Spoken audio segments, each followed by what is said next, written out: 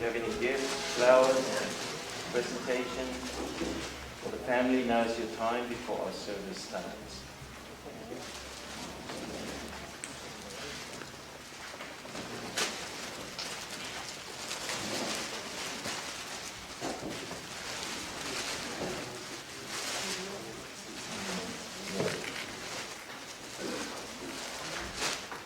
Au isi ie i ona o mai le lume nei o lo iei ia tātou ai nei lume nei nau nau pa le lei ia ma tapa.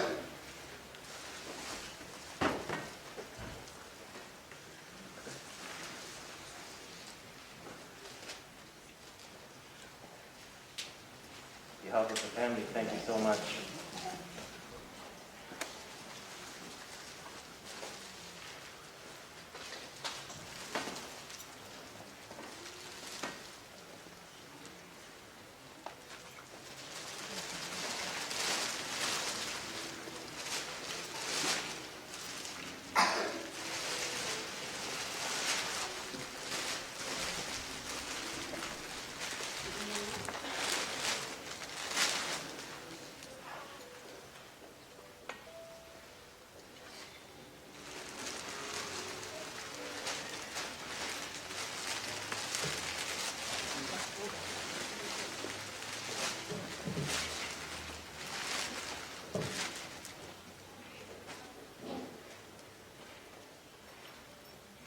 Tangi mai e tātou whaaringa le nei wha me molo tu sirikia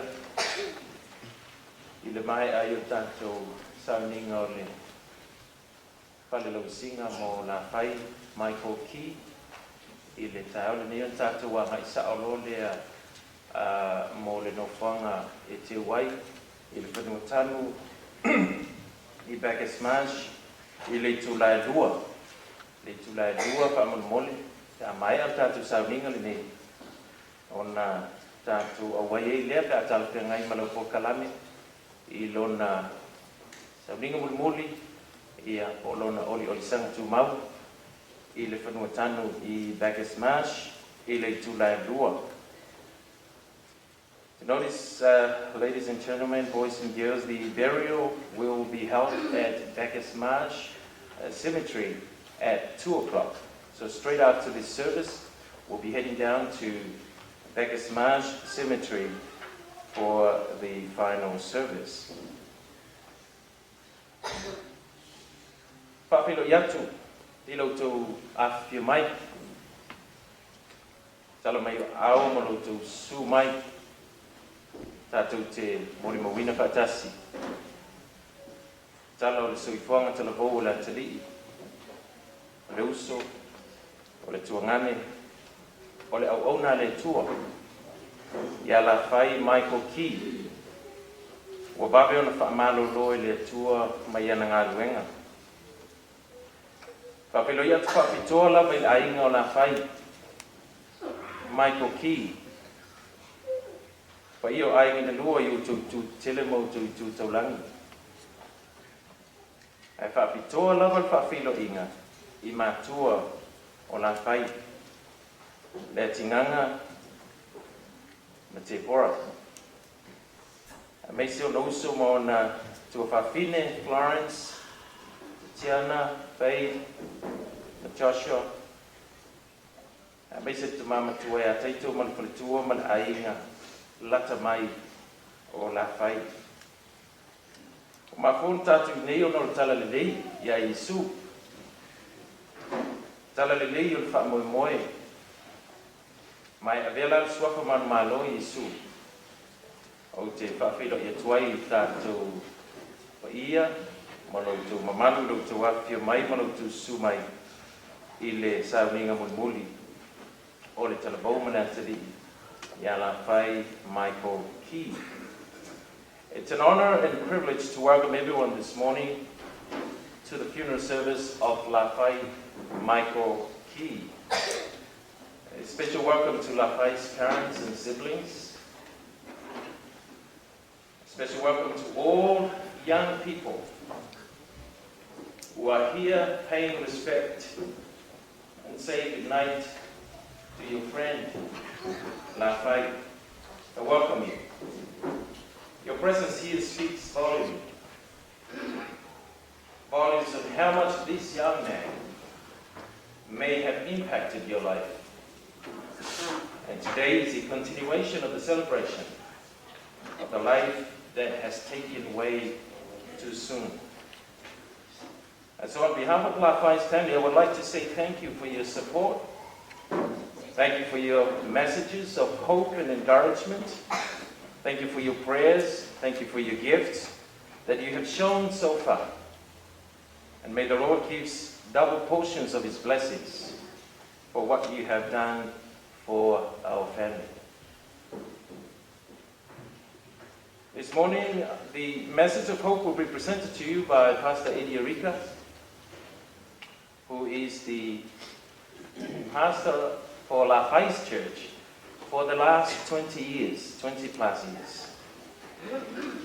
Passage of scripture will be read by Robert Collins, another minister from the family, and our prayer requests and supplications will be presented to God by Penese Faletasi. This weekend, we are celebrating the Easter.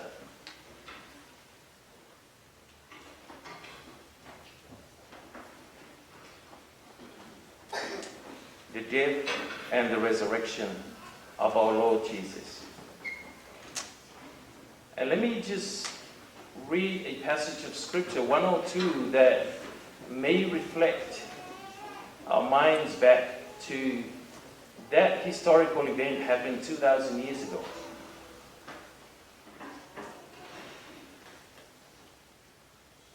And I'll read from the Gospel of Matthew. They stripped Jesus and put a scarlet robe on him. They wove thorn branches into a crown and put it on his head. And they placed a reed stick in his right hand as a scepter. Then they knelt before him in mockery and taunted, "Hail, King of the Jews!" And they spit on him and grabbed the stick and struck him on the head with it. When they were finally tired of mocking him, they took off the robe and put his own clothes on him again. And they led him away to be crucified. The leading priests, the teachers of religious law, and the elders also mocked him. "He saved others," they scoffed, "but he can't save himself. So he is the King of Israel, is he? Now let him come down from the cross right now and we will believe in him. He trusted God, so let God rescue him now if he wants him. For he said, 'I am the Son of God.' Even the robbers who were crucified with him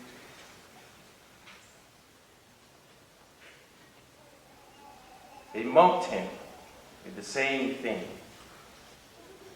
Story goes, at noon darkness fell across the whole land until there's 3 o'clock. At about 3 o'clock, Jesus called out with a loud voice, my God, why have you forsaken me?" And when Jesus had cried out again in a loud voice, he gave up his breath and his spirit. The story continues. Early on Sunday morning, 3 days later, as the new day was dawning, Mary Magdalene and the other Mary went out to visit the tomb. Suddenly there was a great earthquake, for an angel of the Lord came down from heaven, rolled aside the stone and sat on it. His face shone like lightning, and his clothing was as white as snow. But the guards shook with fear when they saw him, and they fell into a dead faint. And the angel spoke to the women, Don't be afraid, he said. I know you are looking for Jesus who was crucified. He is not here. He is risen from the dead, just as he said it would happen. Come and see where his body was lying. And now, go quickly and tell everyone that Jesus has risen.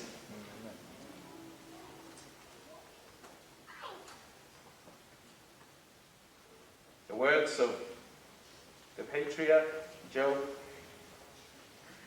The Lord gave and the Lord has taken away. Blessed be the name of the Lord. Na fo ina mai Yoba ua ave se ina fo ia Yoba. Ia whamanuina le suafa o Yoba. But those who trust in the Lord will find new strength. They will soar high on wings like eagles. They will run and not grow weary. They will walk and not faint. So ina ia whamafan whanaina atili o tau loto, o tau finangalo, malo whaamoe moe, I folfolanga le fionga le tua.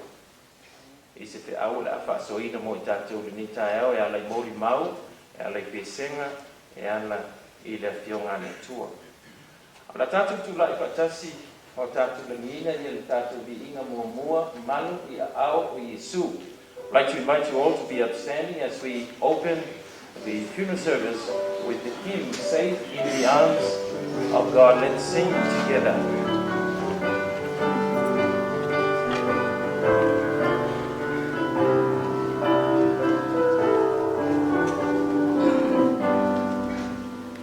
Wow.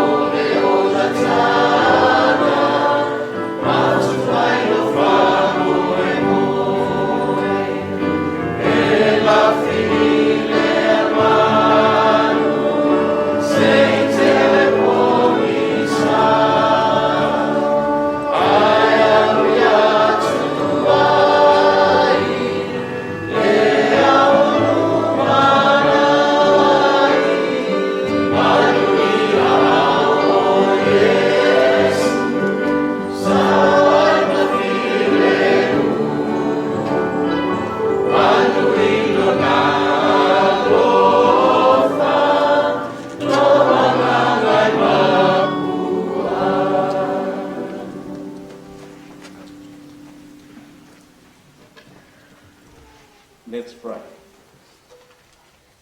Almighty God, the God of power, the God of hope, the God of love, the God from the beginning to forever and everlasting. You are the Alpha and the Omega. You are the God that gives life and the God that restores the soul from lifeless to the everlasting life. You understand our cry and pain. You cry when we are hurting. You said, "Blessed are those who mourn, for they shall be comforted." Though I walk through the valley of the shadow of death, I will fear no evil. For you are with me. Your rod and your staff, they comfort me. Lord, we thank you for the blessed assurance. We thank you that you have comforted us in time of grief and struggles. And you even said, "Blessed are the dead who die in the Lord."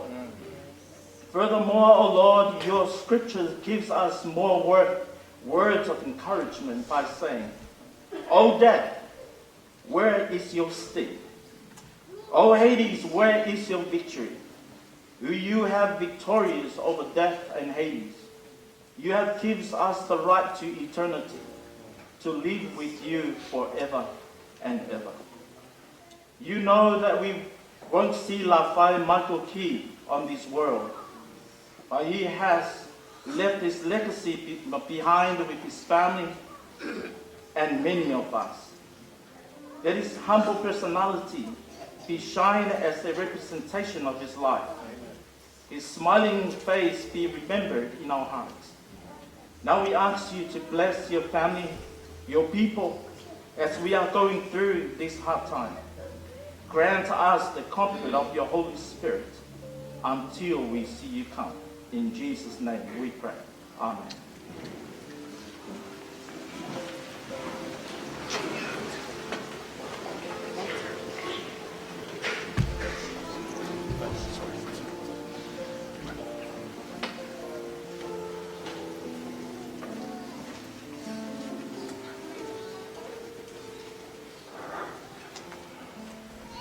Let me just be radical like Lafai and do this in front of you guys. I was looking for this in the last few days.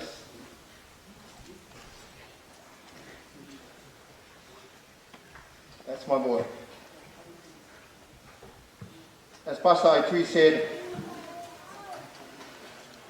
about Easter, it never came into mind until right now. Israel is a holy land according to biblical proportions and biblical stories, and it was the place where Jesus was born, lived and died. His blood was spilled on the road to Calvary for your sin and my sin. The way of sorrow is ever remembered as the way Jesus took your burden and my burden to the cross. Kurambong is a place known by many Seventh-day Adventists throughout the world as a mark of a holy place for Seventh-day Adventists here in Australia. It's where one of our pioneers and leaders, Alan G. White, set foot on this land of Australia and built a place called Avondale College, which Lafai attended. As a ministerial student in Samoan, we call him Oia o Suma Lauau. His blood was spilled on the road in Kurambong. A sacrifice that many of you, even the Bacchus Marsh students who are here, the production team, may weave through the cracks of our life and our fear this morning and our pains and our sorrow. Let Lafai's blood weave through those cracks and seal it, so that you may have faith in the God of Lafai. I'm not here to preach, and I apologize to Pastor Aitui. They weren't ready for me to say this. But before I read the scripture, I wanted to express that. As Jesus' blood was spilled on the road of the way of sorrow, the road to the cross, Easter is that weekend where we celebrate that blood that was spilled for your sin and my sin.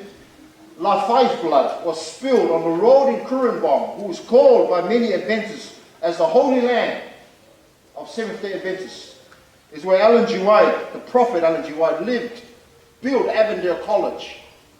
Lafai attended as a ministerial student trained to be a pastor.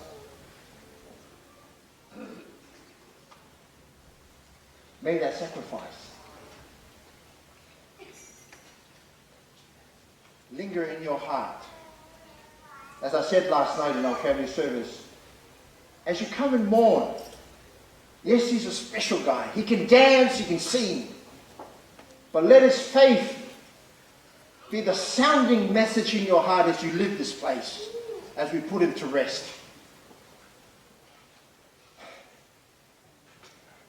Let me read the scripture before I cry. That means I won't be able to read it. Revelations chapter 21.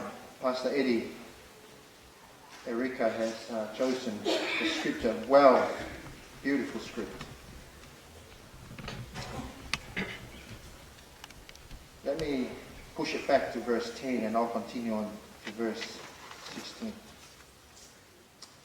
And he carried me away in the spirit to a mountain great and high, and showed me the holy city, Jerusalem. Everybody say Jerusalem. Oh, come on, I can't hear. Lafai can't hear. Jerusalem. Jerusalem. Yes, it's the place where you and I will see him. Coming, this is what the Bible says, coming down out of heaven from God. Say amen. Amen.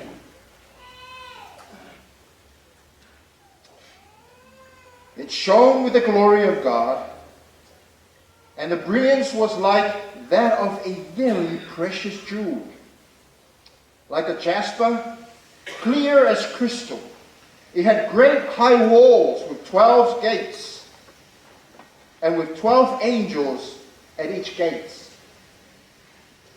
On the gates were written the names of the 12 tribes of Israel. There were 3 gates on the east, 3 on the north. There on the south, 3 in the south, and 3 on the west. The wall of the city had 12 foundations, and on them were the names of the 12 apostles of the Lamb, which is Jesus Christ. The angel who talked with me had a measuring rod of gold to measure the city, its gates, and the wall. The city was laid out like a square, as long as it is wide. He measured the city with a rod, and found it to be 12,000 stadia in length, and as wide as the height, as it is long.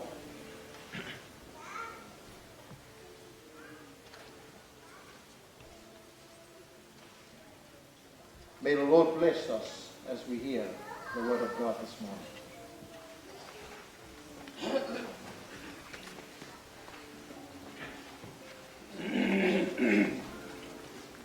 Slight changes in our program this morning. West Melbourne, if you can get ready now for your special item, while Robert Collins and their family are making their way up for their musical item. Thank you.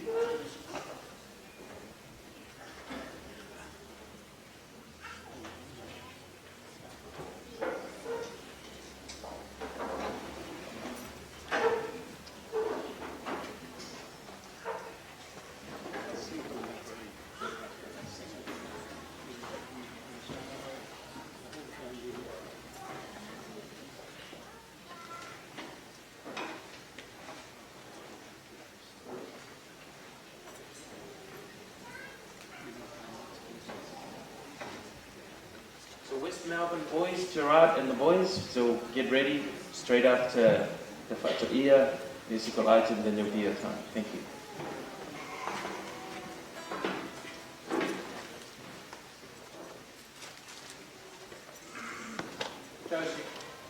Josephine.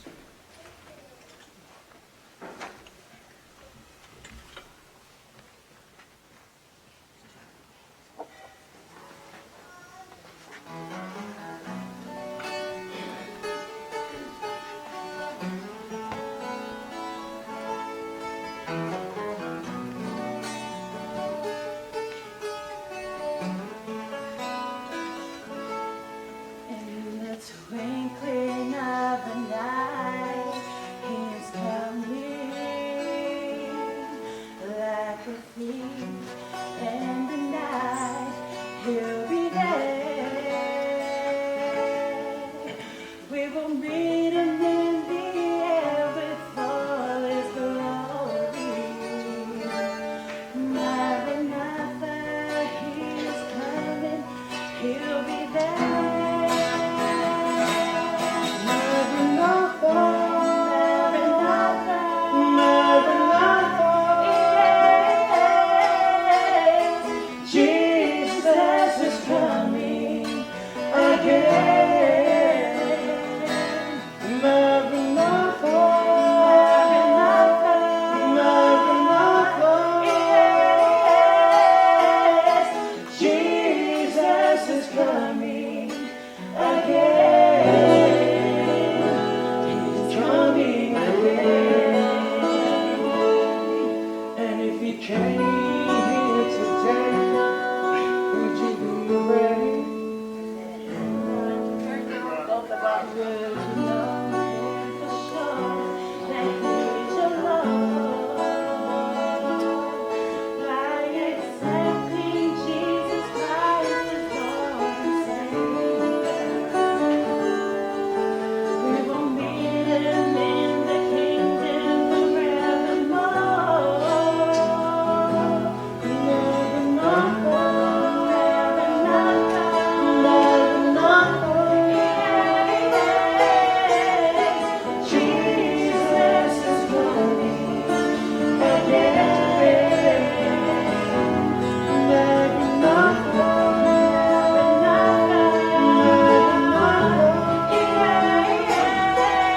yes, Jesus is coming again. He's coming again.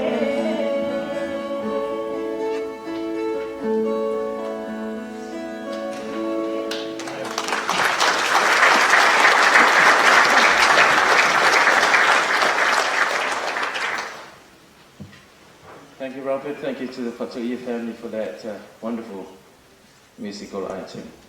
Now, before the West Boys come in for this special item, we have Dr. Wayne French here, who is the chaplain for Avondale College, where Lafai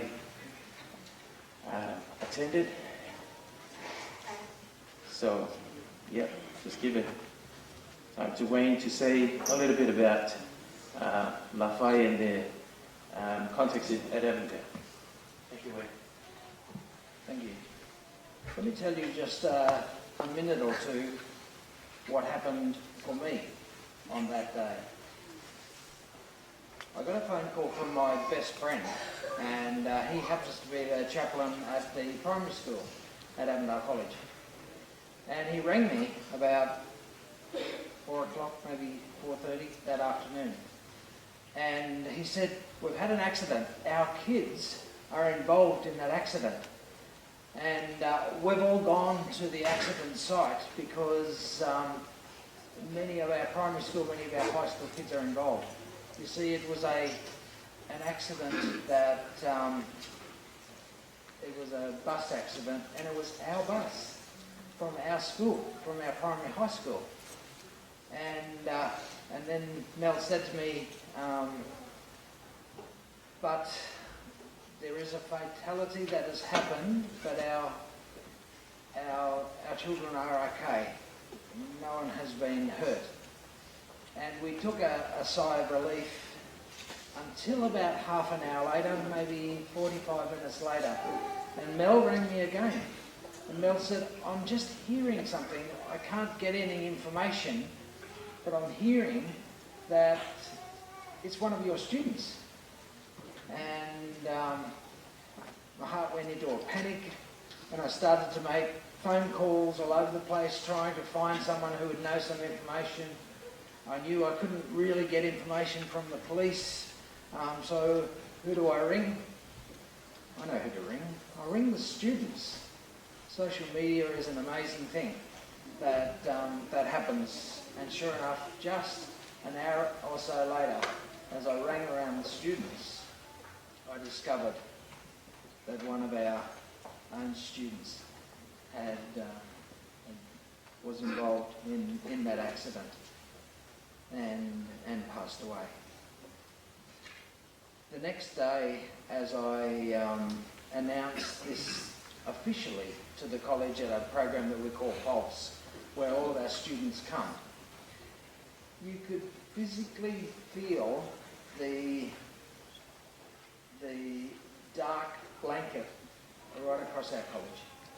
And you could go from Pulse to any classroom throughout that afternoon, and there was just incredible sorrow across our campus. And so, on behalf of Avondale College, what do I say? On behalf of Avondale College, we are so sorry.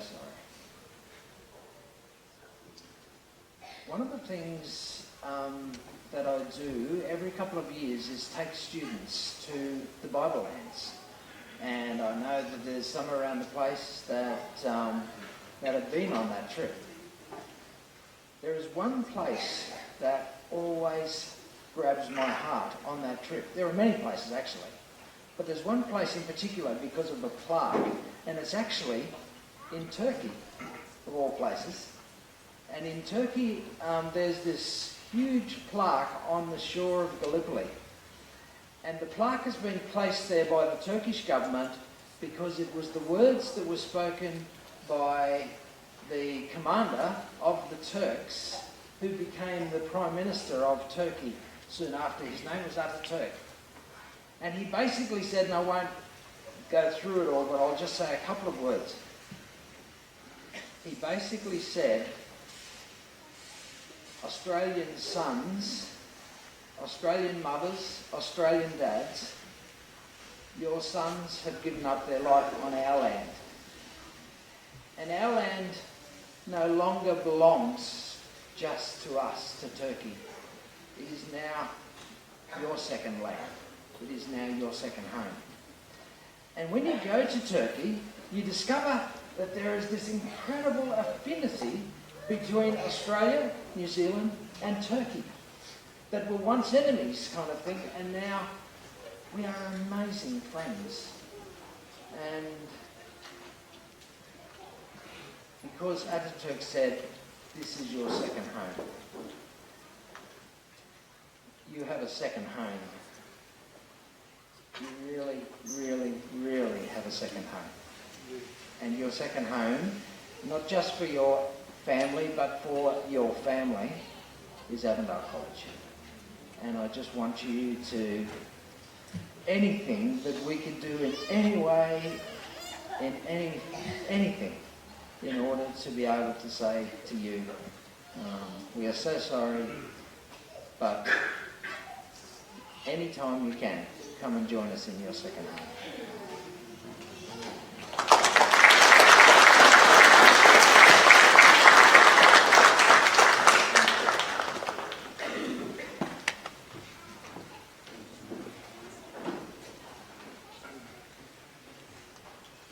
West boys, make your way up now, please.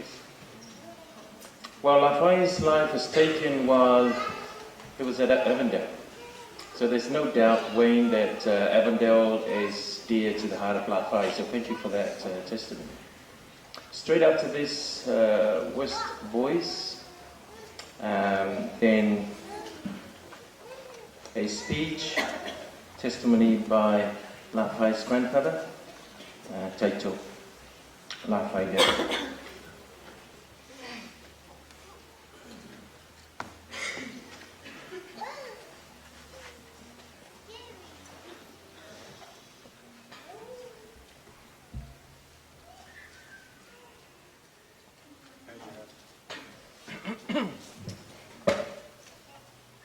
Me and the boys, there's not really many words that we can say this morning. It's still a very numb feeling for us. We don't know what to think.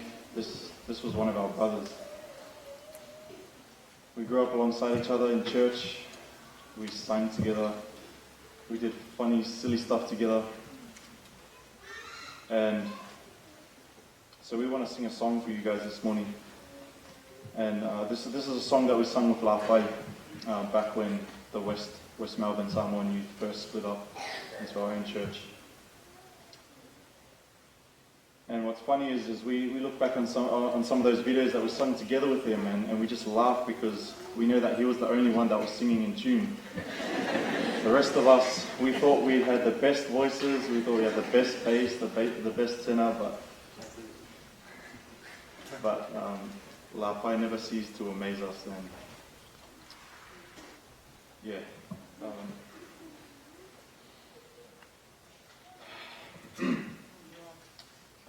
Yeah. We love you, we love the family. You guys know that even though Lafai is gone, we are your sons.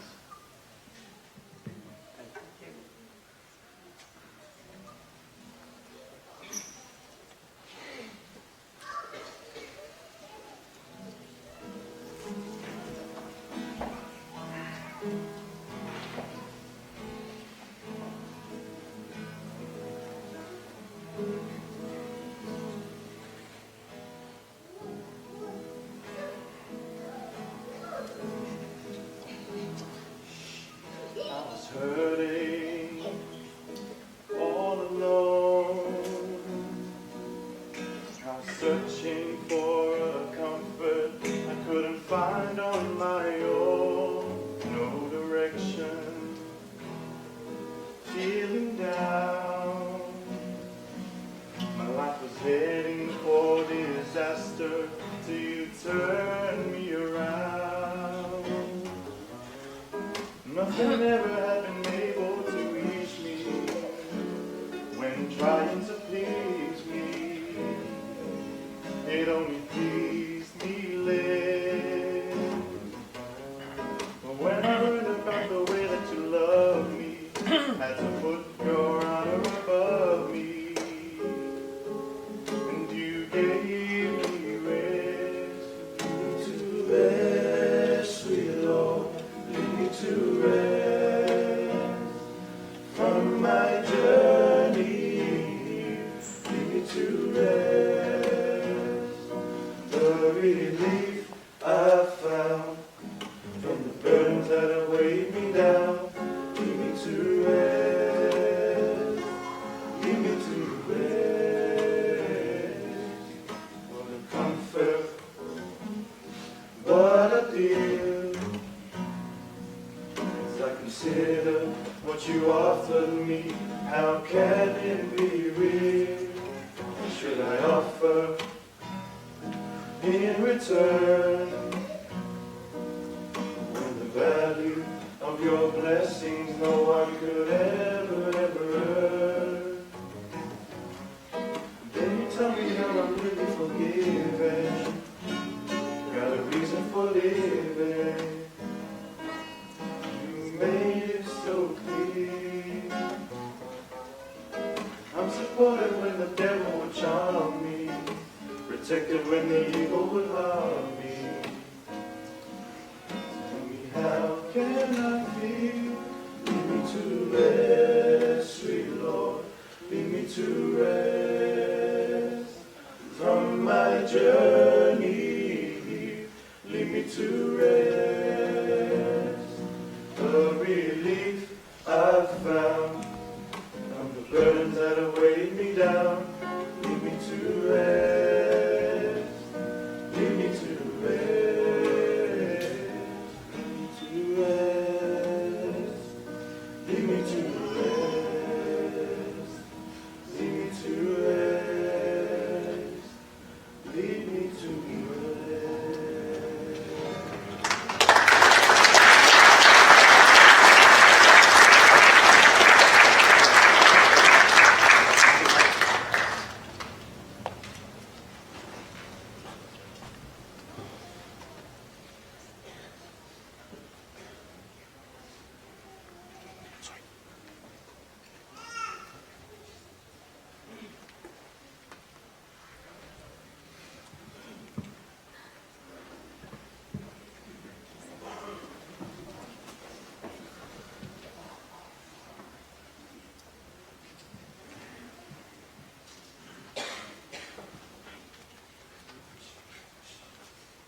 And last night, my wife, she said to me, "What do you wear the white suit. You must listen what I say. The white suit is the important color in my island, Samoa. White. Because of what? That's the color of the resurrected. White. Not black. But that's up to you what you're going to wear. But that's my feeling. Pamela will call say to Papu. Ole la Papu. Ole copy le ole proclama. Malfan. Ale wo kipi uma. Le wo kipi o saya pu. Ila wa fine le. Asafia tautala ya. Tapi tautala ya laso ni. Well, that is the last day of my son's life. Yeah. That's my name when I was a young Lafai. Yeah. Yeah. Kalau Lafai dia ngam pa ia. Don au mayor stofan ya tia uce uku tautala tu. I think. Bo ngoi sanya le. Bo ngoi ma fo fonga, no tu mai le nganga le tu ya tia. Aja. Nganga e pa pupu. E pa pupu. That's all right. I will see a thing about that. Yo. Le tele kai mie e o me ngaka mo ka tartio anku. And most voiced last night, even today, the English word. But Lafai is just weird Samoa. Yeah. The parents of Lafai is a Samoa. Even me and mine, I do. Samoa. Yang pagi ada orang ada ngale tua, betul kita tahu. Well, masanya ya suka penai. Isu satu waktu. Ayo cepat Maria. Ni pakai ayo sele makopa. Ya. Iyo. Ono fa angat saya le upu, saya kami. Mai mau le sang ni ngat ngele. Yang pakai fai. Patomu. Lau kan lau. Sei o mai wene. Yang pakai le se upu le kemai kai le. I got a bit hard, not like her. My IQ just is more like this. But it's myself, oh, what a wonderful heart. Okay.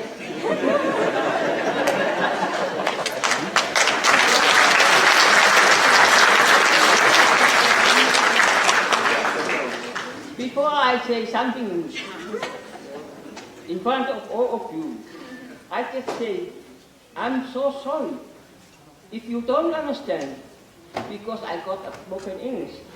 Please, hear what I am saying. I remember it's not important things for Lafai's life, but the funny thing, I can't forget it. 206. 19 December, my first daughter, she is having a 21st birthday. So, she invited all of her cousins from Melbourne and Brisbane to come over to New Zealand for her birthday. So everybody come, just only carry the bag. And me and my husband, because they come over for one by one. 5 times we go to the airport to bring them. But Lafai is the last one. And Lafai, he is the little one. So when I saw Lafai come, he carried his bag and carried the pizza. So when I saw him, I was laughing and laughing. Why he carried that bag, that figure? Because I don't know. He is got a talent to think so. But in that time, just only 11 years old. That's all I do. I say. That's why, that's the thing I want to tell. But I want to sing my own song. I didn't tell to my brother and my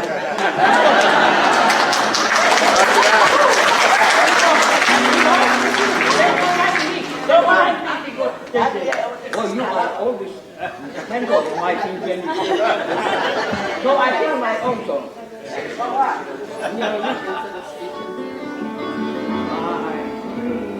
Lafai is on a tree. It's on a tree. It's on a tree. My little Lafai is on a tree. He is song to me. He is song to me. My little Lafai is on a tree. It's on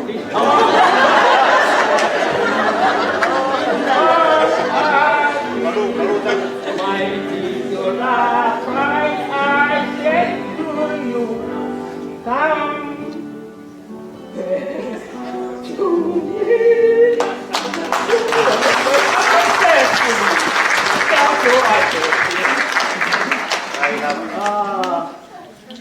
Then I want to test it. Well, I call upon those who grow up in church, Efakata, because we all know that word, that song. They never mind. O mai umatato ngaola mai de la mosa. O le pese lea. O mo yo la fai. Le la usu atu e mato ngeina. Man, to tele ua. Yo, talo fai. Yo mato ai nei. O lato tu wanga le Efakata. Le sunga ya koko mo fai tu. Yo au tenga mano losi yo le kalu.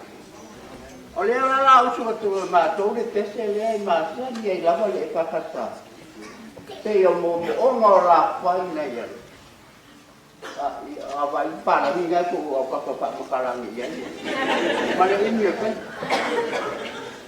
olha ao tuo desse lela o que foi marco ave lo bola ya ma olha o male se camale ave lo bola ya ma ave lo lima e foi aí ao ave lo leo that's important the verse of this song ave lo leo ya ma amen carinho dele ave lo leo ya ma ave lo loto foi mo e não oi pula para me lá foi ave lo loto não le tu ai pula olha lá o que como a ponte se lá wala ka chama ya okay you fale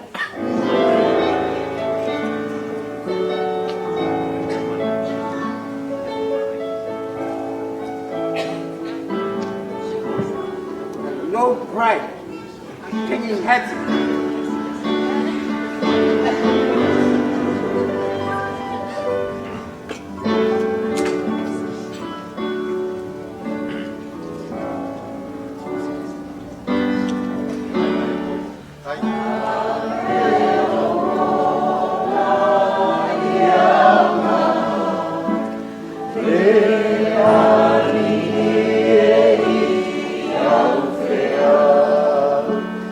Ah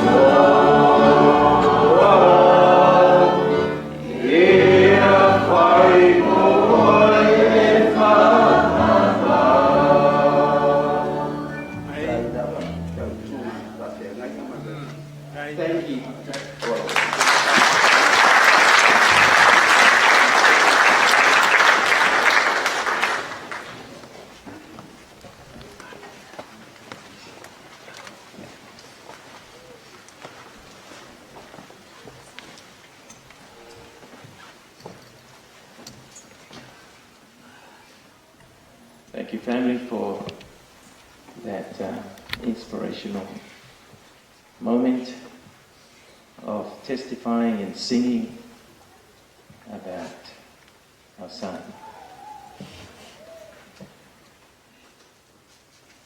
As I always reflect to this weekend as we are going to celebrate Easter, because Lafai was taken while he was on the mission. And the song that they just already sung was about the mission, about God's mission. Take my hands, take my feet, take my voice, take my talent to serve you. He was taken while he was on a mission. So we're celebrating Easter this coming weekend about our Jesus, Lord and Savior.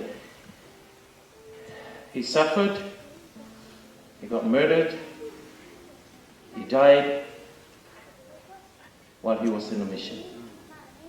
And the mission is to save you and me. And that's the same mission that this boy gave his life to. And God called him while he was on that mission. So thank you, family, for that wonderful song and testimony. Pretty sure that we've all been waiting for this moment about Lafai's eulogy. And let me call upon Lafai's dad, Latinganga, and the whole Latinganga and Deborah, the parents and siblings, to come up in support of him as he's going to share and present his eulogy. Now, maybe not, because last Tuesday when we got there to Latinganga's family, he could not speak a word. Even the next few days we drove up to Newcastle, to Kurunbong, to be with them. It was the same thing. And you can understand, I mean, I don't know how many of us have been through this kind of thing before. I haven't. But I accept the fact that he's asking so many questions. But we all believe by faith that some of those questions will remain unanswered until Jesus comes. And so let me call upon, he may be so emotional still, but just bear with him and the rest of the immediate family of Lafai as they're going to share this morning. Thank you.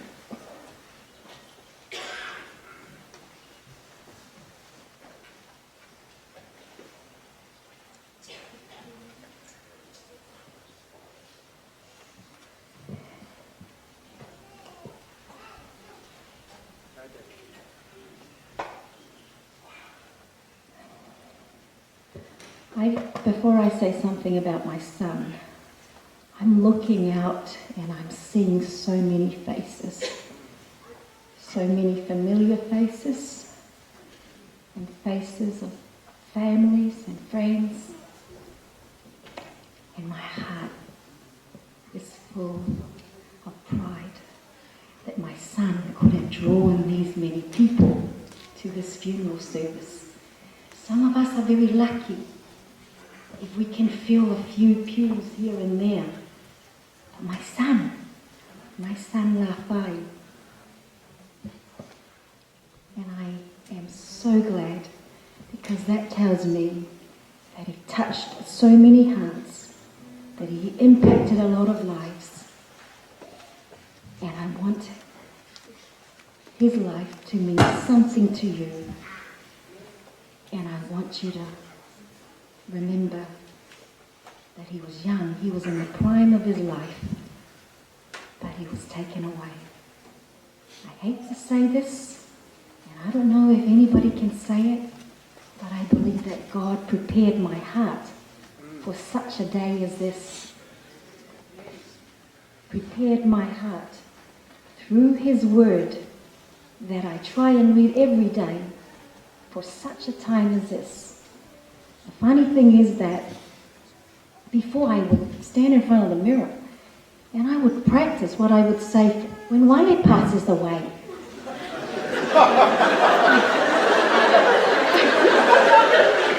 I did. That's how silly I was, but I wanted, if anything, but I never thought that it would be my son that I will have to say something about.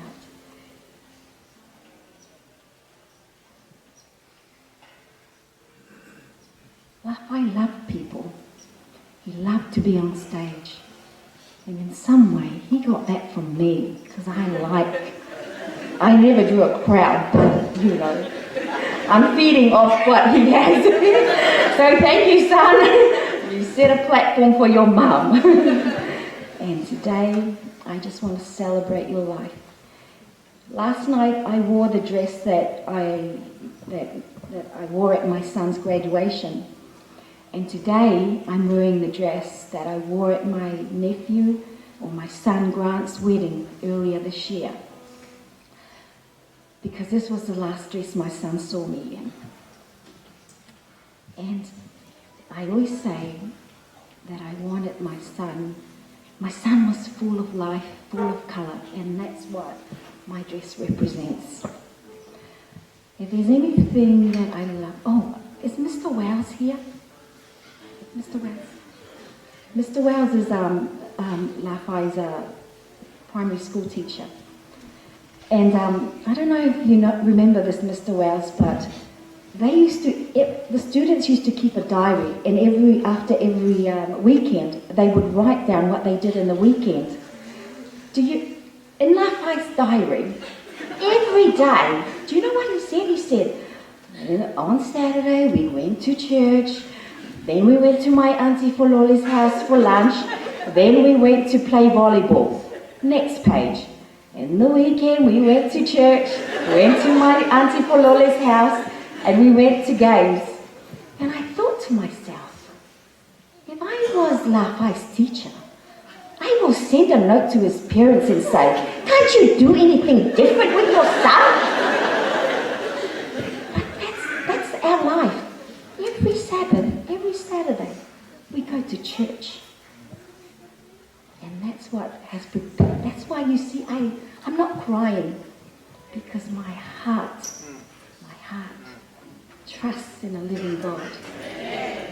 And I will see my son again. I will see him again. Just trying to think of some other funny stories that I can share with you. My heart can sing when I pause to remember a heartache here is but a stepping stone, a long life's trail that's winding always upward. This troubled world is not my final home, but until then, my heart will go on singing. But until then, with joy I'll carry on until the day my eyes behold the city, until the day God calls me home. Amen. I thank you for coming to celebrate the life of my son. And I thank you to everyone here. Thank you.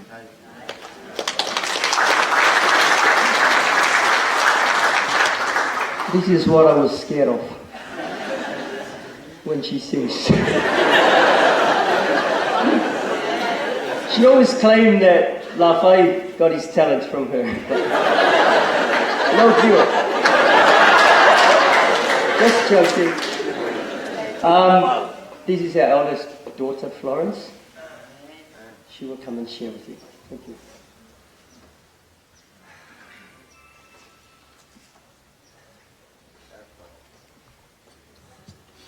And Harry, here comes.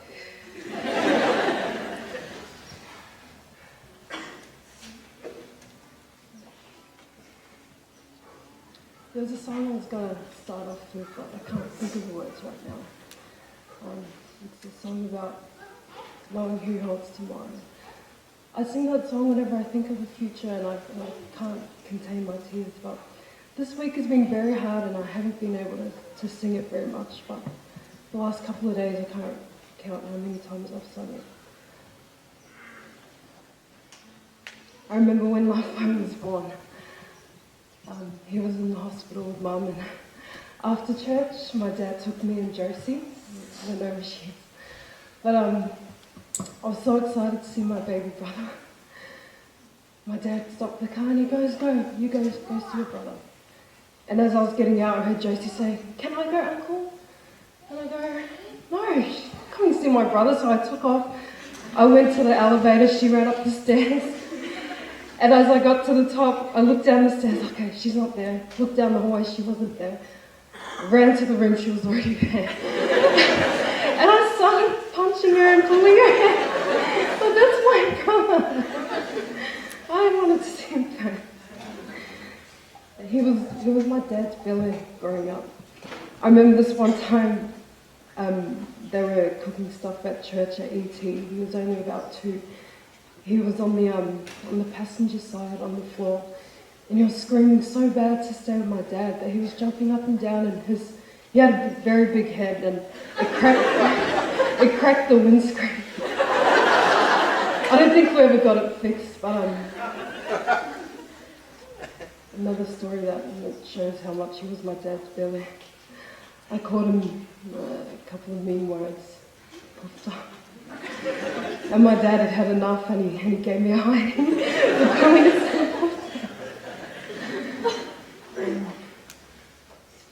The last few years I've been so proud of him. I'm sorry, I'm not crying. I'm probably seem insensitive, but Lafai's death to me means it's my time to go back to Jesus. No more being lukewarm, no more having my foot in and having the other foot out. It's time to commit my life to Jesus.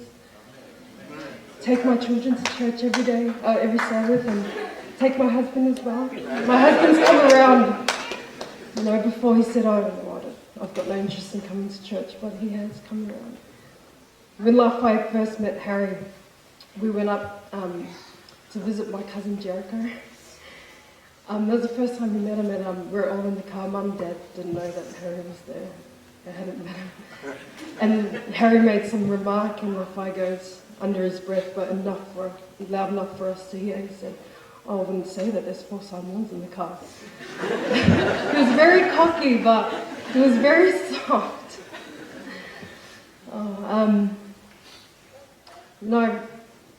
In church, my dad used to get me to sing.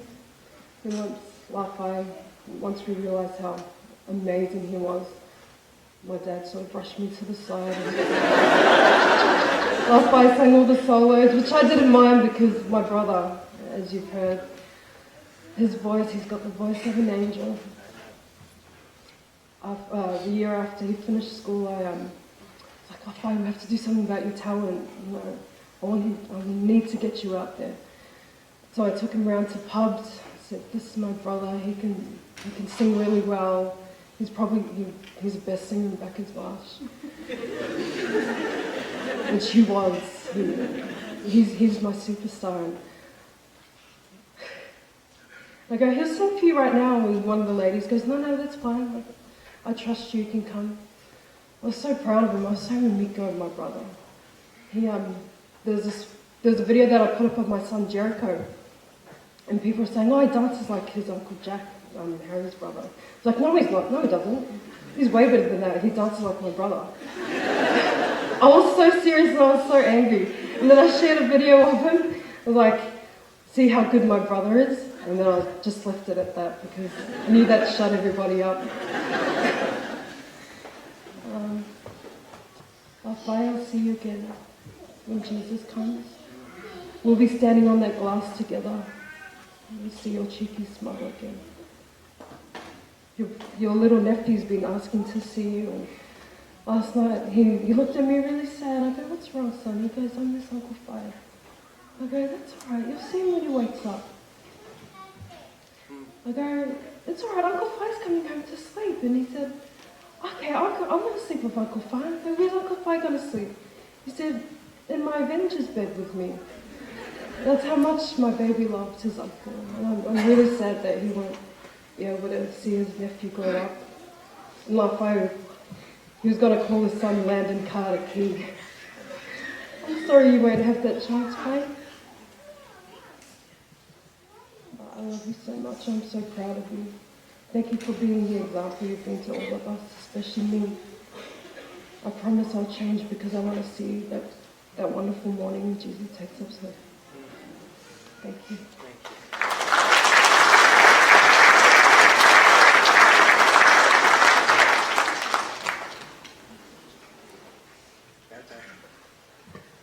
Hi everyone, I'm the second eldest. My name is Tatiana. I have no words to describe what my brother was to me. He was the voice of peace in our house. In my parents' eyes, he was the perfect child. I'm known as the witch, but I'll take that. One thing that I'm going to miss so much about my brother is hearing him sing in the shower. And I remember I'd get so angry because I'll be trying to sleep and he's in the shower singing away, and I'll go and bang on the door for him to be quiet. And now all I want is to hear him singing for us just one more time. My most fondest moment that I shared with him was when he sang me down the aisle. I know I was walking to Chris, but the words of the song he sang was, "You're perfect to me. Don't ever change what you see in the mirror." And I know that Lafai loved us so much, and he was so fond of us girls. If anything, we used to say he was one of us as well because he was so crybaby-like. I'm just thankful that Lafai was on the right path, and that's our motivation as well, just to get right with God. And I know that on that glorious morning we'll be with him, and we'll be with him for all eternity. And I thank you all so much for all your support and love. I love you, Lafai, and I'll see you soon.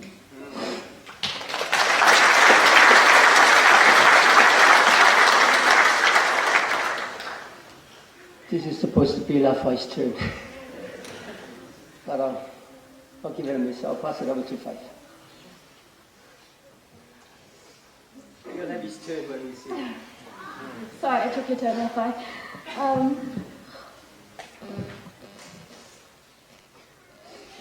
What do you say at your brother's funeral? Just like Lafai and I are weird. He'd always last minute, he'd always ask me to sing a song with him, whether it be at church or just wherever we were. And he'd always be like, "Hey, come here, can you just try this for a second?" We didn't even have to practice, we just clicked. Music was our thing. That was our passion together, and I'm so glad that I was able to share it with him. And we also had another passion, which was dancing and acting, which is why I followed in his footsteps of joining the production. And I think a lot of people know this, but I guess the highlight of my life was when he came to surprise me. When I saw him standing there, oh, you can't describe the feeling. That was my brother. He came down to see me. It was my moment with him, and I'm so glad that he put me first, because he put everyone first before himself. Gave me money when I asked for it. When he sent Mum money, he's like, give this much to Mum, but you've got some money there for you as well. And he'd always just give money whenever he wanted to. I guess I never had to ask him. Well, sometimes I did. But yeah. I'm going to make this short because I'm going to start crying. But the last thing that he said to me, we were messaging, we were just talking about uni, and we were going to church. And the last thing that he sent to me was Luke chapter 1 verse 37, and it was, for with God nothing is impossible. And I'm so thankful that he found Jesus, that he recommitted his life, and he's taught me that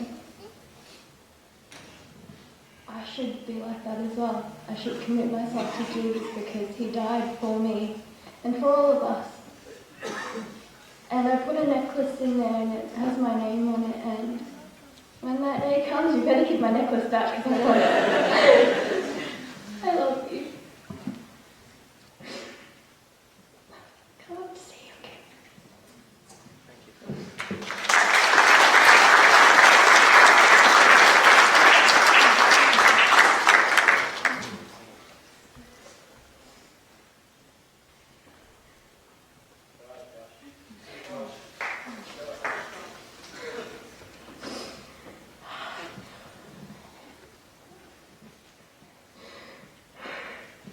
I remember all the boys, like everyone, all the boys would always give him a hard time because they always say, oh, Lafai, your brother's better than you at singing. Like, I always just had the biggest smirk on my face. But, like,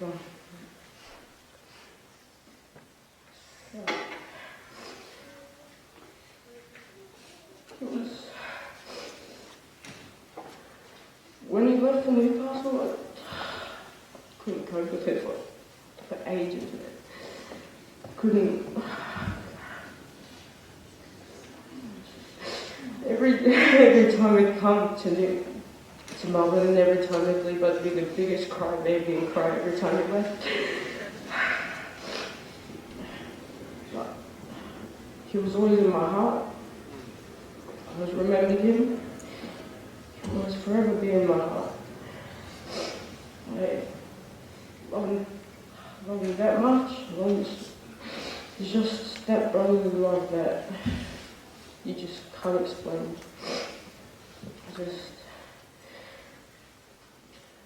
I'm just gonna miss like singing with him in church. Him always getting angry at me when I went off key. But I'm sure God took him for a reason. And we have to use him as an example in my life. So follow God, to give everything to God. And I'm sure when Jesus comes riding on the clouds with the trumpet sound, he will rise from his grave. And we will see each other again. And we will sing with each other again. We'll talk about girls with each other again.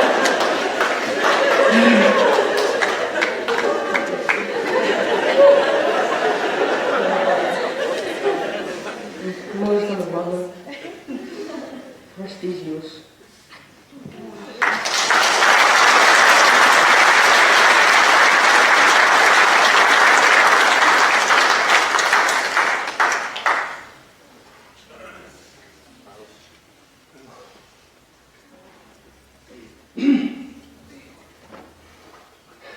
saying, it's not over until the fat lady says, you can judge for yourself.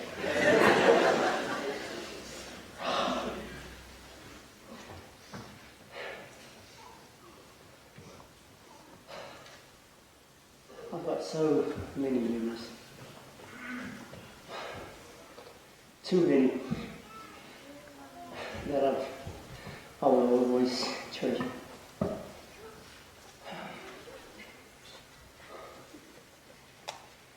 few years ago,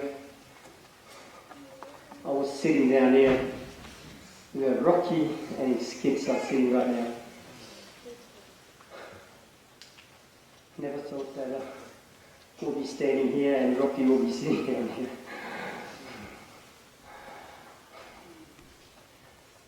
I can do it. I can do this.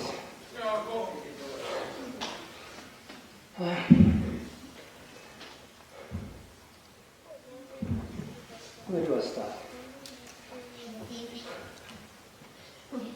Let me start by saying that, as I said to the folks up there, that I prayed for this son. And God loaned him to us for 20 years and 6 months. And as I said, he didn't show me the fine prints. He didn't. But hey, that's okay. He had a reason. He had a reason. Otherwise I'll lock him in a room. Never let him go out. But God knows best. Some of the memories of my son. When he was young, he used to be a shy boy. But at the same time, he can be so difficult as well. Fighting and arguing with his mum. And she'll ring me at work and said, this son of yours.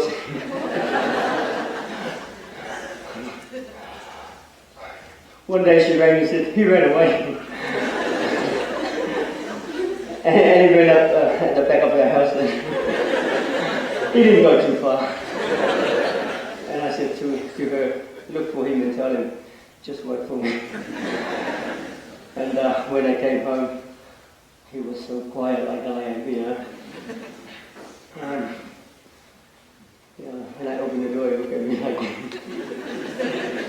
because he, you know, when he grew up, you know, the Samoan way of discipline, they brought up. He can feel the love from the left and the right. You know. I disciplined that boy. Oh, didn't I discipline him? But he grew up and he appreciated that. He appreciated that very, very much.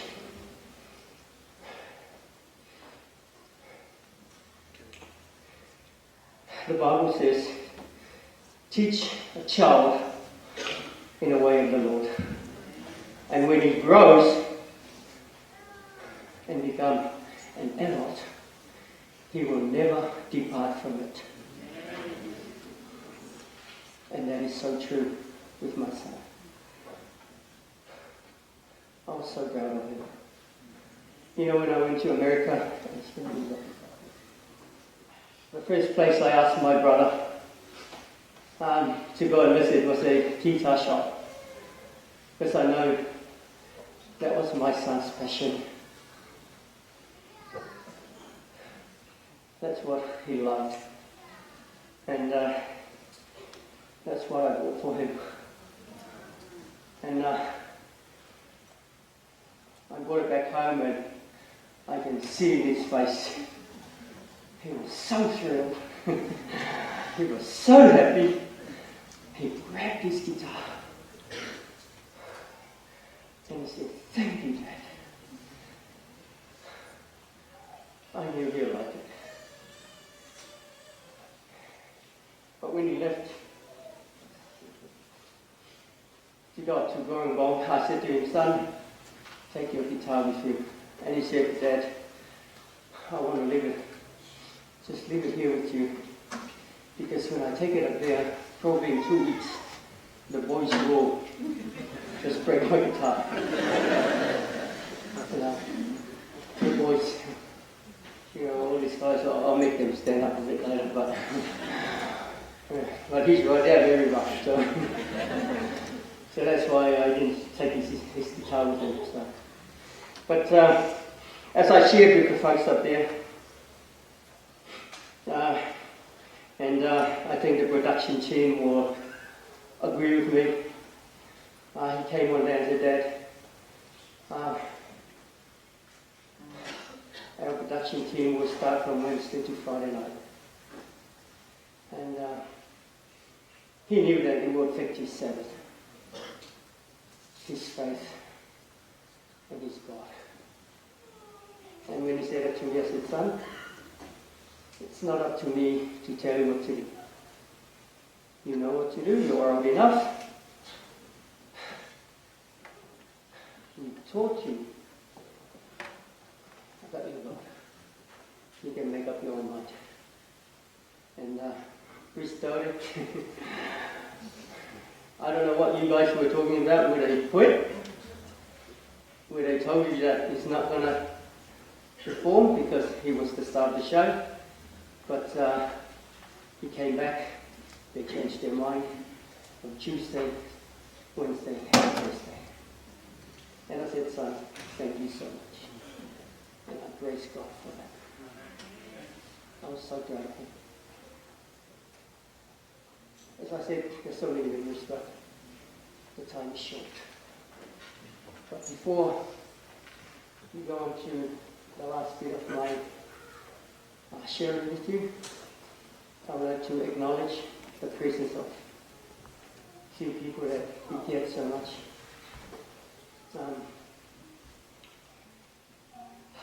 All those who have traveled from Newcastle, Central Coast, Wollongong, the surrounding areas, those who bullied him, and would you please stand up?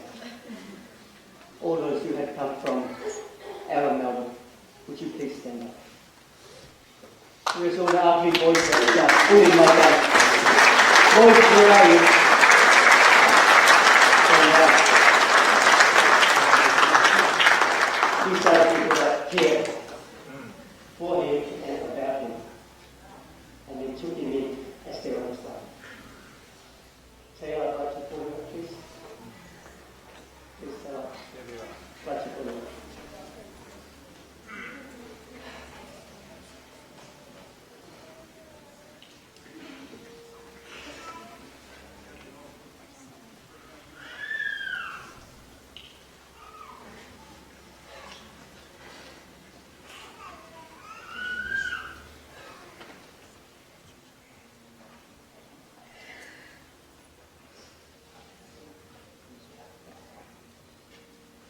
This is the lovely, pretty, and scary young lady that my son fell in love with.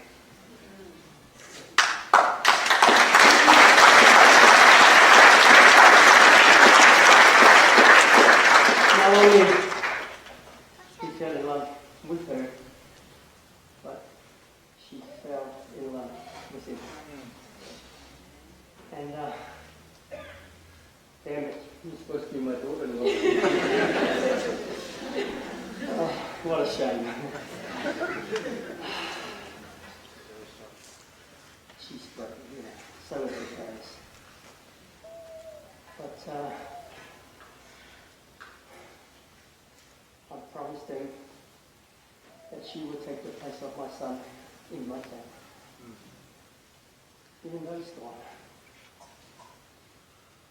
Now, I have 5 girls.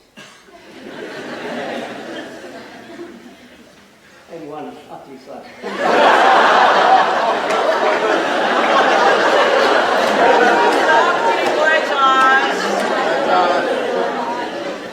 Not a nice thing to say about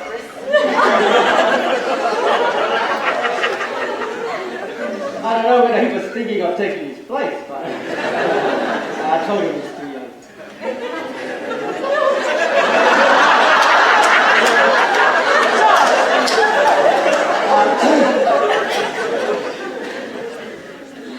For all the girls he loved before. For all the Vegas March girls, I'm sorry. I've heard your testimonies that night, and I'm so sorry. He knew where his loved one was, so that's why he left you guys. But I said to them that we'll follow her progress in life, and we'll be there for her, no matter what. She's part of our family now. And I was hoping to see my son standing there crying because he was sick as well. As she walked down the aisle, you know. And she asked me, I think we'll get enough. Do you think that we'll continue that relationship in heaven? I said, we just wait. Just wait. I think the message that my son is giving us, not only my wife and kids, and all of his friends, and those who come in contact with, is to know Jesus as your Savior. That was his passion. And you know what? The last couple of months, I felt so discouraged at church. You know my church family knew that. But right now, church, I'm coming back. I didn't do anything silly, I didn't drink. I smoked. I was there, but I wasn't all there. But I'm coming back. He said to me, Dad, be strong. Stay strong. And that's my message. As my sister and my niece testified, they haven't been in church for a long time, but through Lafai, they are getting stronger. And that will be my mission in life, is to get back my family, not in church, but to renew their relationship with us. Because we all want to see Lafai.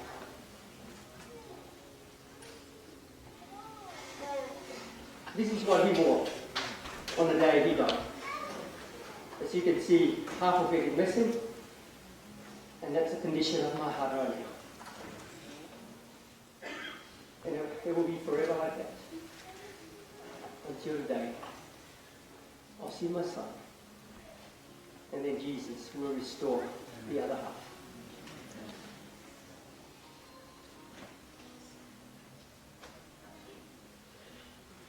No mistake that I love my other kids. To this. To all my family, to all my friends. It's just amazing. I have no words to explain.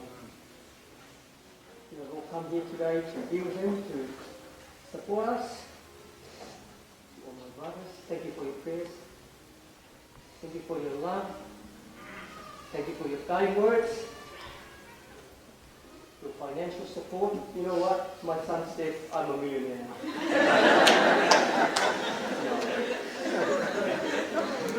If I can have my son back, you can have your money back. Guaranteed. Nothing will ever take the place of my son. And this song we're going to share with you. The last time we sang it up there. But this is the song we sang for Lani. It says, home, where there is no night.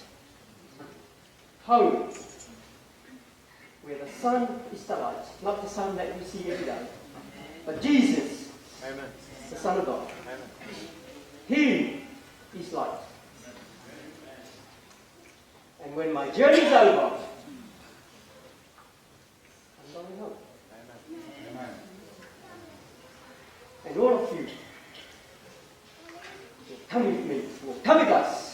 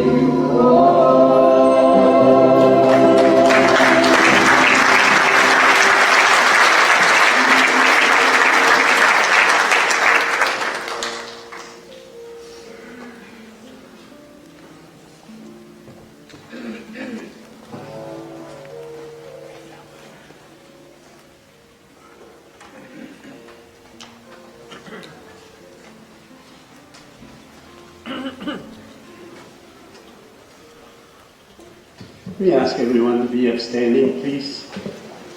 Been sitting down for too long. Right turn to the right and do the deal. You know. Come on. The person in front of you, massage their back. While you're doing that, tell them you love them.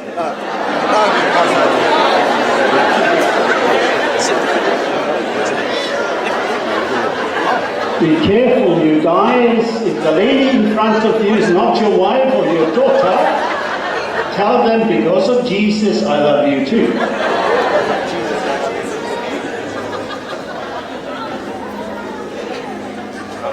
Thank you, you may be seated. This is our response. This is not a sermon, it's our response to this life taken very young from us. Ever since he passed away, questions have been asked.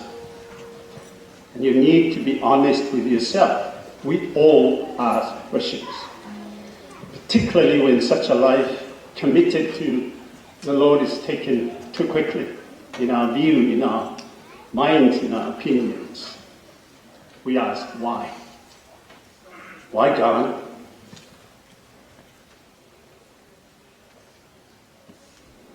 Does Jesus really care? There's much that has been said about Lafai, and if we have the opportunity, much will continue to be said, and in fact, we will continue, for those who are very close to him, we will continue to talk about him. And rightly so. Does Jesus really care? Some even lose their faith because of that same question. Because it doesn't seem to have an answer.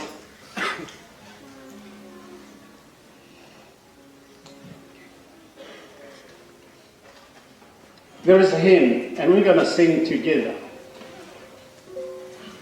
Does Jesus care? This man was Frank E. Graff, 1901. He was a minister of the gospel, and even ministers, they do ask questions. We pretend sometimes we know all the answers. The fact is, we don't.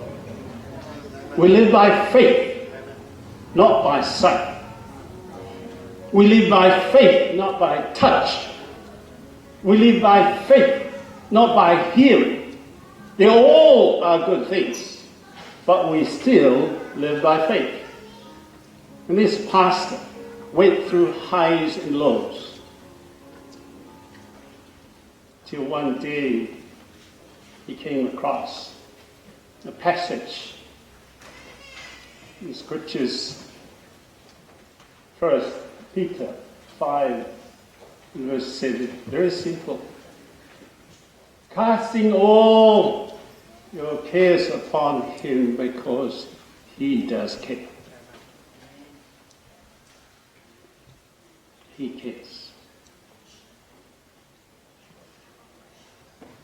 Let's sing. Lafai loves singing, and we all love singing. So let's, in your own mind, be asking that question. This minister also asked the question, for there is also a resounding answer from him. Does Jesus care? 2 verses. Let's sing from wherever you are, asking that same question and answering from your own experience with Jesus that we've been talking about for so much.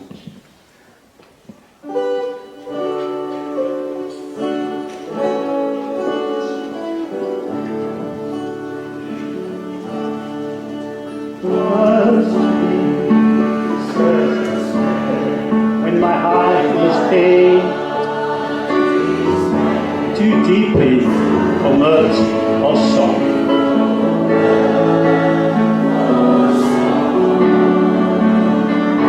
as a burden press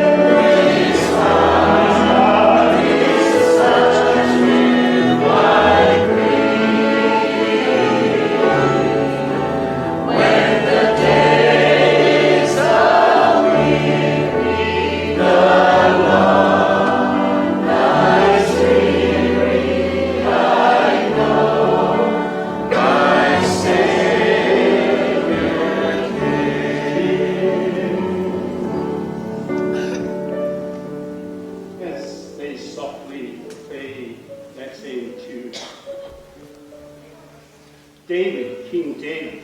It wasn't Jesus that said those first words. It was King David.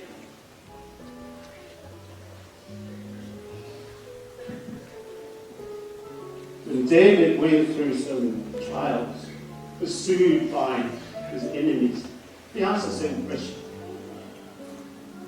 Oh God, why have you forsaken me? There are times, if you haven't already gone through, that you will ask the same question. We have to be honest with ourselves. Because you cannot see God. Some have lost their faith and turned away from God because there does not seem to be a forthcoming answer. In David, person that God said, I have found someone whose heart and mind are together. And yet, David asked the same question. My God, why? Why have you forsaken me? About 700 years before Jesus came, the prophet Isaiah wrote these words about this Jesus that we are talking about. Follow me. Who believes what we've heard about Jesus? And see, who would have thought God's saving power would look like this? Because we'd love to see Jesus come as King of Kings and Lord of Lords right now. But the way he came, no one expected. Watch this. Servant Jesus grew up before God. A scrawny seedling is grubby plant in a parched field.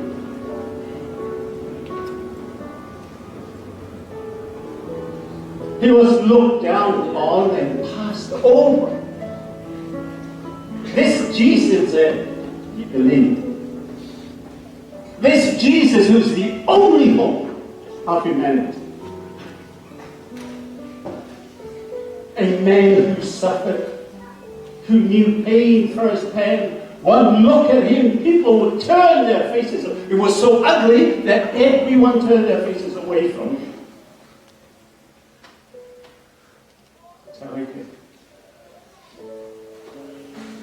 We looked down on him, thought he was scum, but the fact is it was our pain he carried. That's why this boy was committed. And many of you, if not all of you, have that same hope and trust in this man. Our disfigurements, all the things wrong with us was on his shoulder.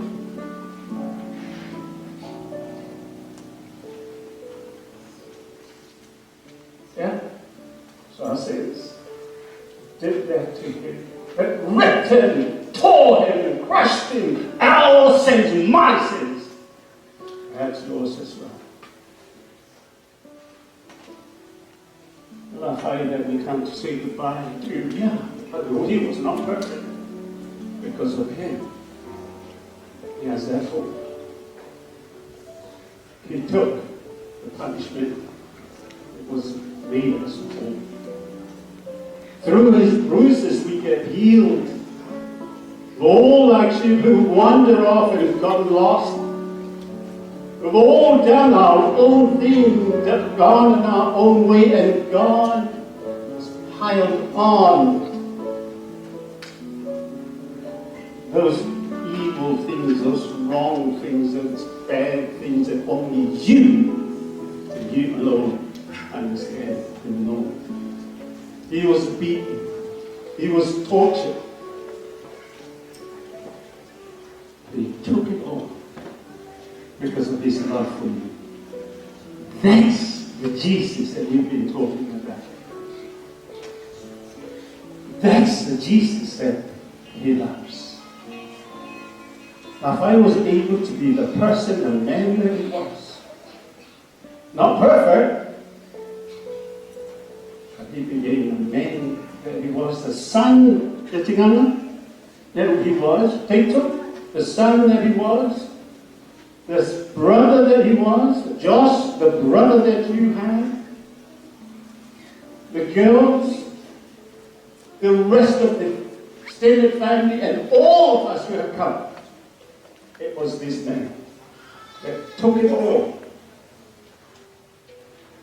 for us, for you and for me. Like a lamb taken to be slaughtered and like a sheep being sheared. He took it all in his eyes, no complaint, no murmuring. I wish I could find a church has those characteristics.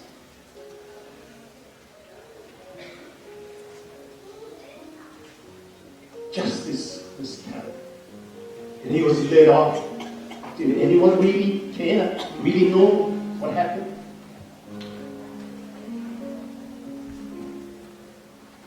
He died without a thought for his own welfare, beaten bloody by the sins of us, you and me, including Lafai.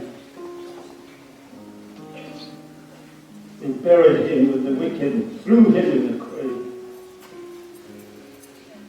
of a rich man.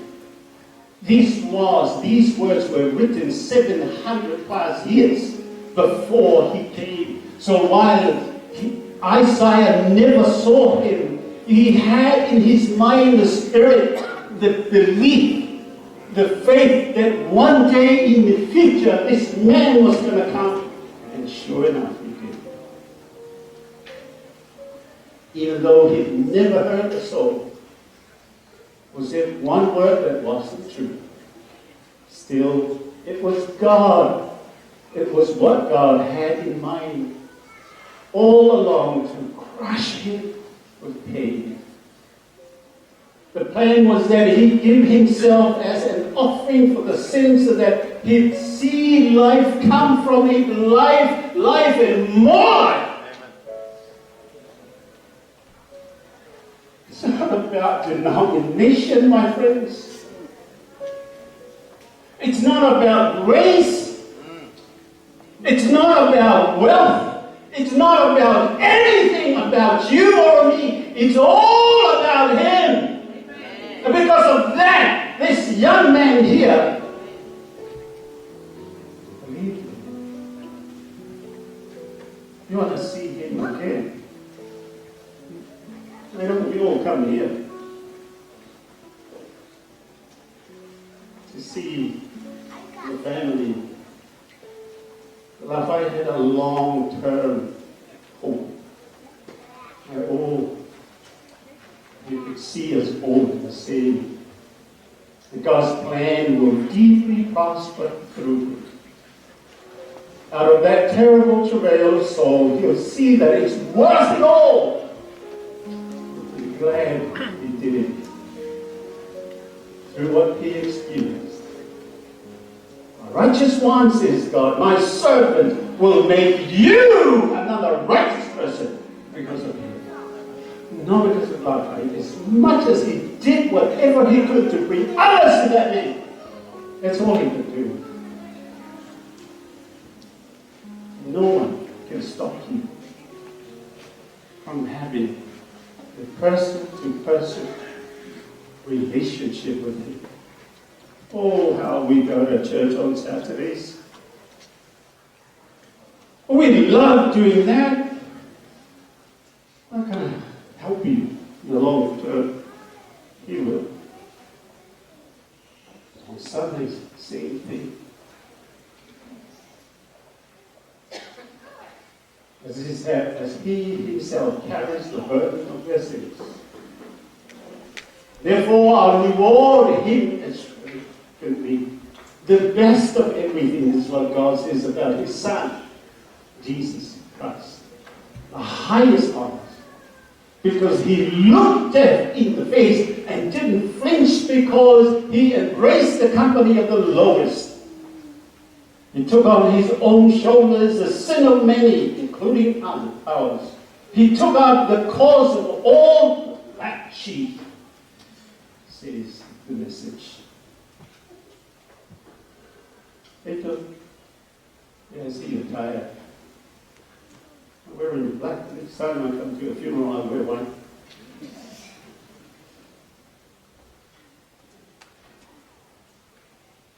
That's what Jesus done for us.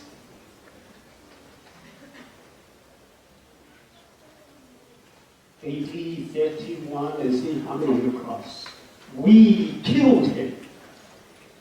Not the Jews. We killed him. Your sins were on his shoulders then. Because of that death 2,000 years ago, your sins are forgiven. Amen? Do I hear an appreciation of what he did 2,000 years ago? Amen? Thank God. Do you believe this man? The name goes in the book of life. Very simple. Ministers make it difficult for you. Churches make it difficult for you. Institutions make it difficult for us. He didn't. All you need to do is believe this man who hung on the cross, who also like another man like you. If you had asked the question, he did too. My God, why have you forsaken me? No answer came till 3 days later.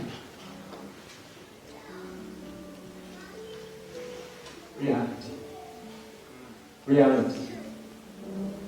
There are people who don't believe in God. They don't ask that question. But you ask that question because you believe in God. Because you know there is someone up there somewhere that can hear, who can see right through everything into the depths of your heart. You see, it's easy for us to say yes, ma'am. But when you are alone, right on your own, that's when it gets very difficult. Yeah, it's good because there's hundreds of us here. When you are on your own, no friends, no relatives, no 5 hours. Even 5 hours don't come to help people to save you. He does. He did 2,000 years ago. Earlier he said, I am the resurrection and the life. As he hung on the cross, he became man. Fully man, yet fully God at the same time. And he died like you died. And he died. Not knowing. He allowed himself not to know the next 3 days. Next 3 days, God says, I'm raising you up because you are the hope of every person in the universe. He said before, in faith, he said, I am the resurrection and the life. He who believes in me, though death comes, eternally, he will never die. And that's what we talk about when we say that he's asleep, because he used the word sleep. When you go to sleep, you will wake up.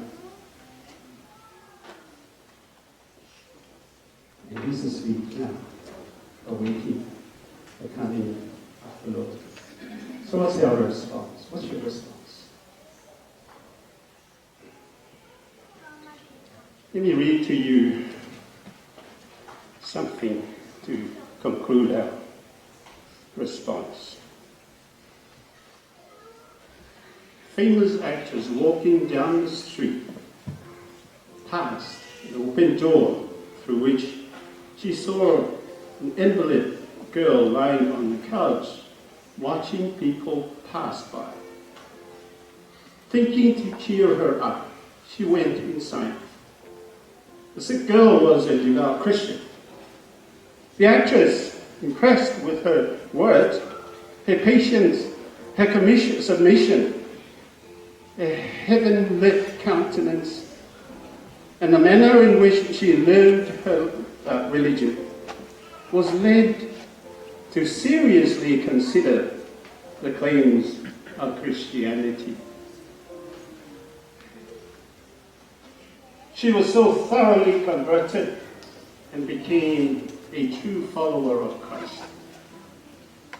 She told her father, the leader of the theatre troupe, of her conversion and her conviction that she could not live a consistent Christian life and still be an actress.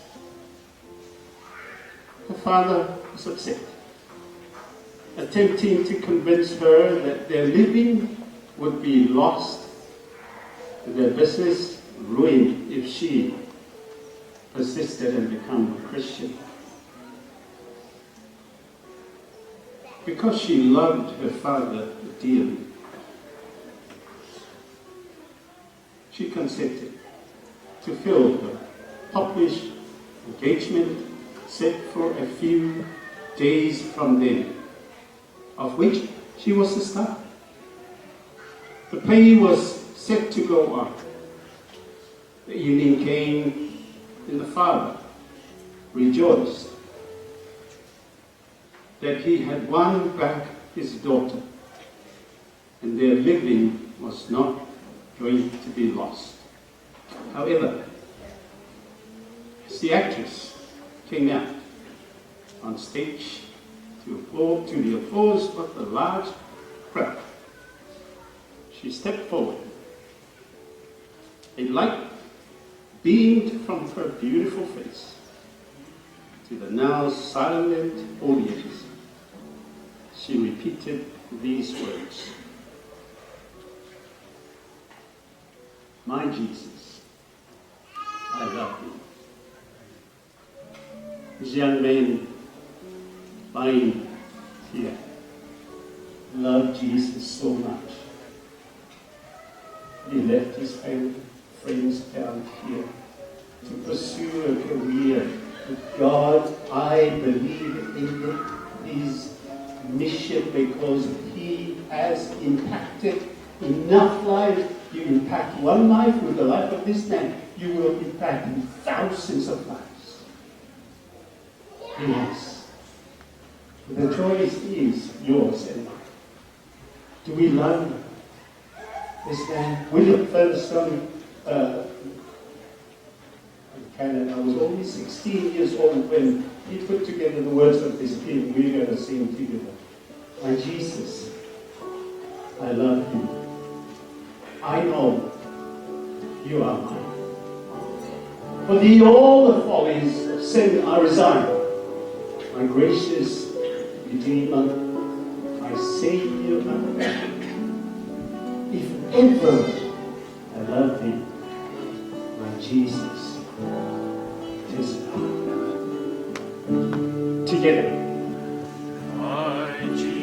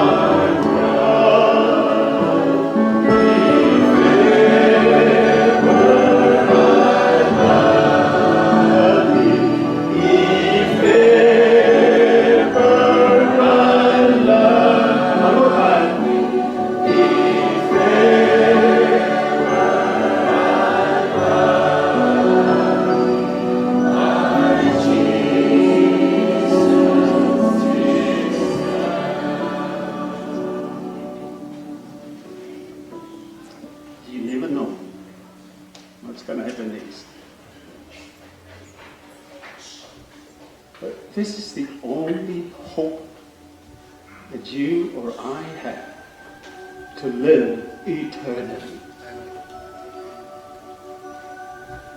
In Jesus.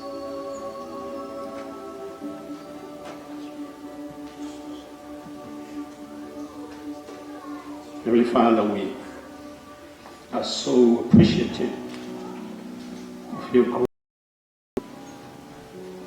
of your love, calling, Heavenly Father.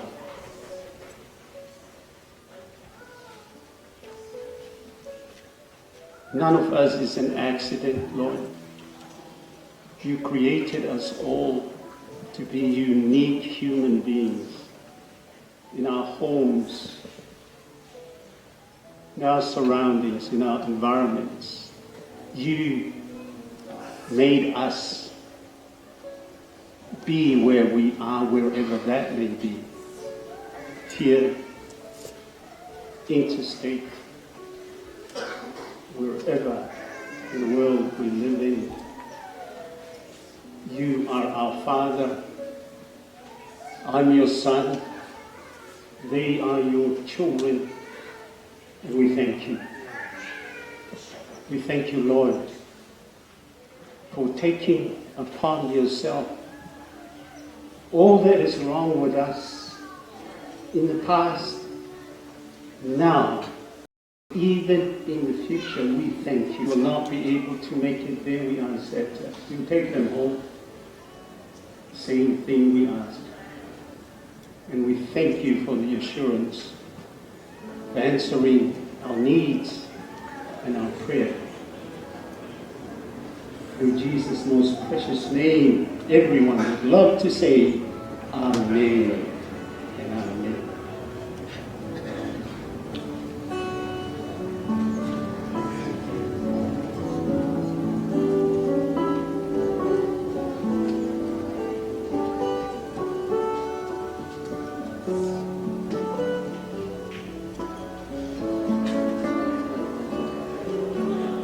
Sorry. Some of you might think, why isn't he wearing a suit? Especially our son, one brother. Supposed to dress up for, this kind of thing. But as you can see, this is how my son dressed up. And I used to get angry at him when he comes to church like this.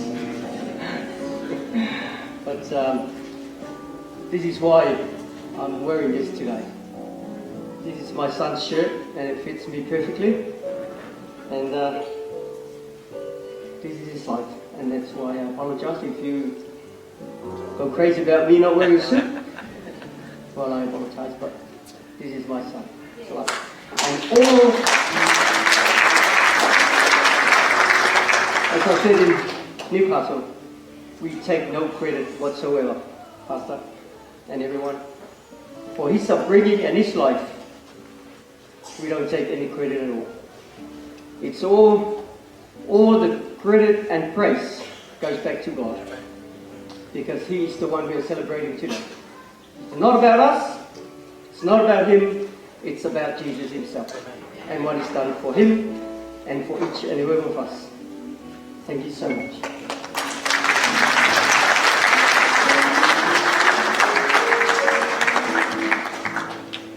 What we'll do is I'm going to invite everyone to be upstanding and in order, please. There's no need to rush, but if you could just leave starting from the back there. As the family wants to just spend a few more moments, Lafai here. And it's all good. Okay, you can, if you wish, you can wait outside. Otherwise, you can start making your way to the Melton Bacchus Marsh Cemetery. Thank you once again for coming. We'll see you, for those who can make it, at the funeral, the cemetery. Slowly make your way back, and family wants to spend some time with him before we leave. Thank you.